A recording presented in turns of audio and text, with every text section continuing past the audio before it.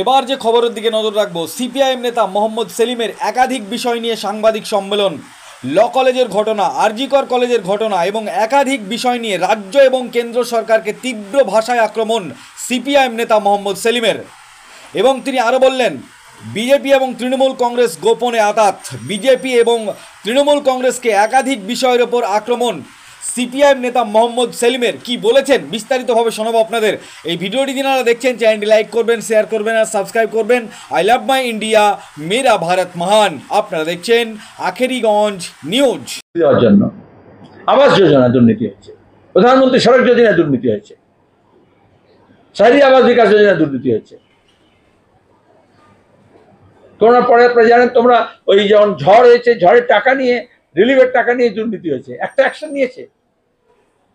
অভয়াকাণ্ডে বিচারে তো আমরা দেখেছি, না খাতা না বহি, যে মমতা খায় সো সহি, এটাই তো মোদির মন্ত্র। ইডিসিবি কি করলো?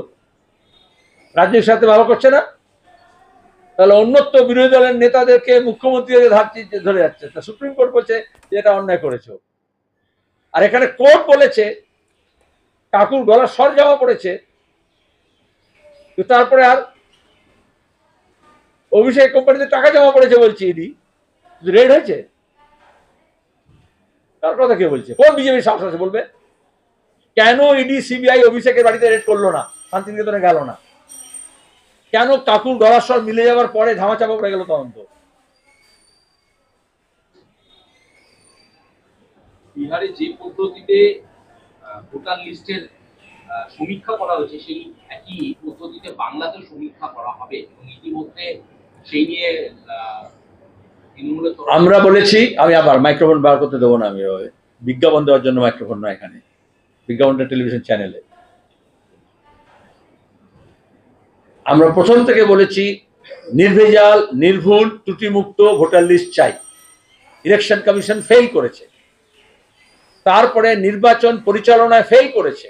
তামান্না প্রাণ যেত না যে নির্বাচন কমিশন আইন মেনে পুলিশ প্রশাসনকে দিয়ে, নির্বাচন যারা পরিচালনা করছে সেই রিটার্নিং অফিসার এরাকে দিয়ে যা যা গাইডলাইন আছে তা যদি করতো, ইলেকশনের সময়, ডেট অফ ইলেকশন, কাউন্টিং এর আগে, প্রি ইলেকশন যে মুভ করতে হয় সেগুলো করেনি। মহারাষ্ট্র, হরিয়ানা, দিল্লির নির্বাচনে বোঝা গেছে ইলেকশন কমিশন বায়াসড। গণনা থেকে পর থেকেই হইচই শুরু হয়েছে কিভাবে ইলেকশন প্রসেসকে ম্যানিপুলেট করা হয়। আমাদের রাজ্যে রাজ্য নির্বাচন কমিশন কত বড় জালিয়াত, তা আমরা রাজ্য নির্বাচন কমিশনে গিয়ে ধর্ণা দিয়ে বলেছি। তাহলে ভোটার লিস্টকে ত্রুটিমুক্ত করতে বলা হচ্ছে। এখন বিজেপির নির্দেশে আরএসএস এর কর্মসূচি অনুযায়ী বিহার ইলেকশনের আগে বলছে আমরা ভোটার লিস্ট থেকে মৃত ভোটার বাদ দেওয়া, তথা জালি ভোটার বাদ দেওয়া, ভুয়ো ভোটার বাদ দেওয়া, ডাবল এন্ট্রি বাদ দেওয়া, তার মধ্যে যে ভোটাররা আছে তার বাপ ঠাকুরদার জন্ম তারিখ, বার্থ সার্টিফিকেট চাইছে, এনআরসি করতে চাইছে। আমাদের কাছে আসামে উদাহরণ আছে। আসামে ডি ভোটার করেছিল প্রথমে, ভোটার লিস্টে বাংলাদেশি নাম আছে এই বলে ডি ভোটার করেছিল, এটাকে ভোটার লিস্টে নাম আছে কিন্তু ভোট দিতে দেয়নি। তারপরে এনআরসি, তারপরে ডিটেনশন ক্যাম্প। আর এই মমতা ব্যানার্জি যখন এনডিএর সঙ্গে ছিলেন, আদবানির মানুষপত্রী ছিলেন, 2005 সালে আপনারা জানেন পশ্চিমবঙ্গের ভোটার লিস্ট নিয়ে স্পিকারের দিকে ছুড়ে ফেলেছিলেন যে এর মধ্যে সব বাংলাদেশের ভোটার নাম আছে। এখন তৃণমূল কি বলবে? তো বিজেপি যে ভাষা বলেছে, আরএসএস যে ভাষায় বলে, ইলেকশন কমিশন সেই ভাষায় বলছেন, মমতা ব্যানার্জি সেই ভাষায় বলেছে। নাটক করে কি হবে? আমরা বলছি ইলেকশন কমিশনের কাজ হচ্ছে পিপলস রিপ্রেজেন্টেটিভ অ্যাক্ট অনুযায়ী, জনপ্রতিনিধি আইন অনুযায়ী সঠিকভাবে নির্বাচন পরিচালনা করা। তার জন্য প্রথম শর্ত হচ্ছে নির্ভুল ভোটার লিস্ট করা। কিন্তু ভোটার লিস্ট এনআরসি করে দেশে আগুন জ্বলবে। আসামে আজ পর্যন্ত এনআরসি সমস্যা সমাধান হয়নি। এখন যে সবচেয়ে বেশি চিৎকার করতো সে এখন গরু পাচারে তার ক্যাবিনেট ধরা পড়েছে আসামের মুখ্যমন্ত্রীর। এসব যারা গরু পাচার করে ভোটার লিস্টে তারা এরকম নাম পাচার করে। তাই আমরা চাই আমরা এখানে প্রত্যেকটা ব্লকে প্রত্যেকটা বুথে যত মৃত ভোটার আছে, যত ডাবল এন্ট্রি আছে, ভুয়ো ভোটার আছে, তার লিস্ট নিয়ে ইলেকশন কমিশনের কাছে জমা দিচ্ছি, এসডিওর কাছে জমা দেওয়া হচ্ছে, ইলেকট্রাল রেজিস্ট্রেশন অফিসারের কাছে জমা দেওয়া হচ্ছে। সেই অনুযায়ী তাদেরকে পদক্ষেপ নিতে হবে। হচ্ছে 174 একটা পরিবেশ ছাড়পত্রে জালিয়াতি করেছে, কিন্তু ওটাকে ছোট করে দেখানোর জন্য মমতা ঘোষণা করছেন বড়, এখন হচ্ছে 4 হেক্টরে।